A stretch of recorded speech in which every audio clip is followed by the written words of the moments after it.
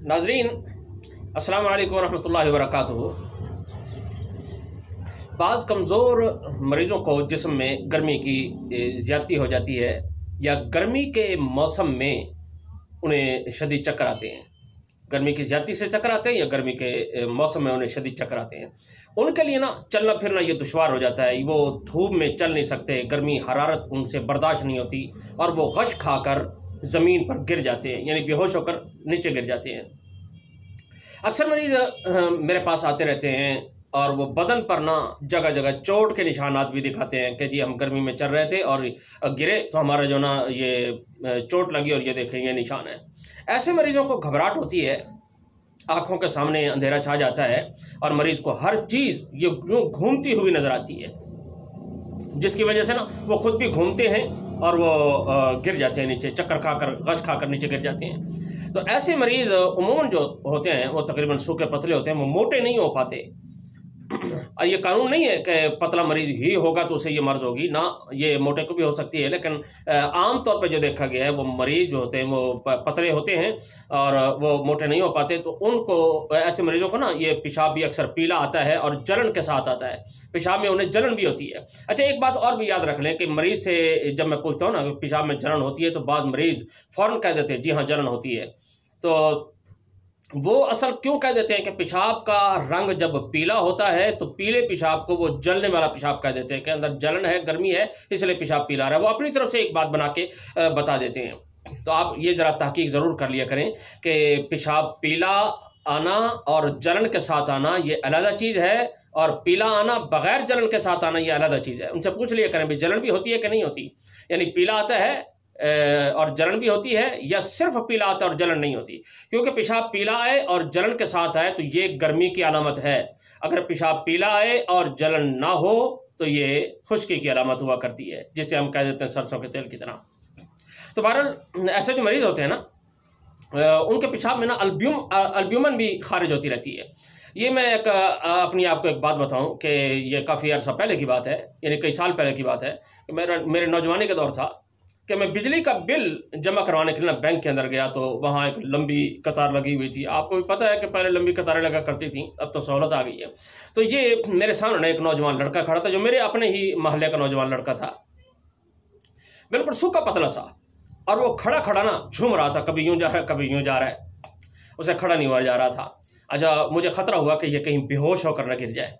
तो अभी मैं ये सोच ही रहा था कि थोड़ी देर गुजरी कि वो लड़का लड़खड़ा कर ना गश खाकर वो नीचे गिर गया। मेरे पकड़ते पकड़ते ना वो नीचे गिर गया। वो जितने लोग खड़े थे सारे उसके इर्द गिर्द इकट्ठे हो गए, उसके मुंह पे पानी के छींटे मारे गए मगर उसे होश ना आया। तो मैं उसके लिए ना भागकर सोडे की बोतल लेके आया, ये जो पीने वाली बोतल होती है, पेप्सी वगैरह या 7 अप स्प्राइट वगैरह इस किस्म की बोतलें सोडे की बोतलें कहलाती हैं। तो मैं ये लेके आया और मैं उसे बिठा करना पिलाने लगा। 2-3 घूंट उसके अंदर गए तो उसे होश आ गया और वो बिल्कुल चंगा भला हो गया।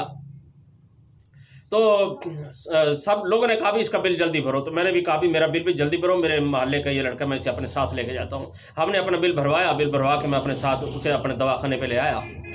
तो मैंने उससे पूछा भाई ये कब से ऐसा हो रहा? कहता जी बस इसी तरह गर्मी आती है तो मुझे ये चक्कर आने लग जाते हैं और मैं गिर जाता हूँ, ये मुझसे गर्मी बर्दाश्त नहीं होती। तो मैंने ना उसके लिए नुस्खा तजवीज़ किया। अल्हम्दुलिल्लाह उसने नुस्खा इस्तेमाल करवाया तो वो दोबारा कभी भी बेहोश नहीं हुआ। अब तो वो बूढ़ा हो चुका है, अल्हम्दुलिल्लाह बेहोशी से दोबारा कभी नहीं हुई। तो मेरा ये मामूल भी है कि मैं ऐसे मरीज़ों को ना ये नुस्खा लिख कर दे दिया करता हूँ कि ये घर जाकर उन्हें बना लें, अल्हम्दुलिल्लाह दोबारा वो बेहोश नहीं होते। ये नुस्खा आप समाअत फरमा लें, बहुत ही आसान नुस्खा है और ये तकरीबन अक्सर घरों के अंदर ना ऐसे नुस्खे को बनाया भी जाता है दिमागी ताकत के लिए। तो ये मगज़ बादाम और ये 4 मगज़, जैसे ये मगज़ कद्दू है, मगज़ खीरा है और मगज़ कद्दू, मगज़ खीरा, मगज़ तरबूज और मगज़ खरबूजा, ये 4 मगज़, इन 4 मगज़ कहलाते हैं ये। और ये खशकाश, धनिया, सौंफ, ये सारी चीज़ें ना आपने 10-10 ग्राम लेनी, ये 8 चीज़ें बन जाएंगी। ये मगज़ बादाम है, मगज़ कद्दू है, मगज़ खीरा है, मगज़ खरबूजा, मगज़ तरबूज, खशकाश, धनिया और सौंफ, ये 8 चीज़ें हैं। अच्छा, ये आपने 10-10 ग्राम लेनी है और जो कूज़ा मिश्री है ये आपने 80 ग्राम लेना है।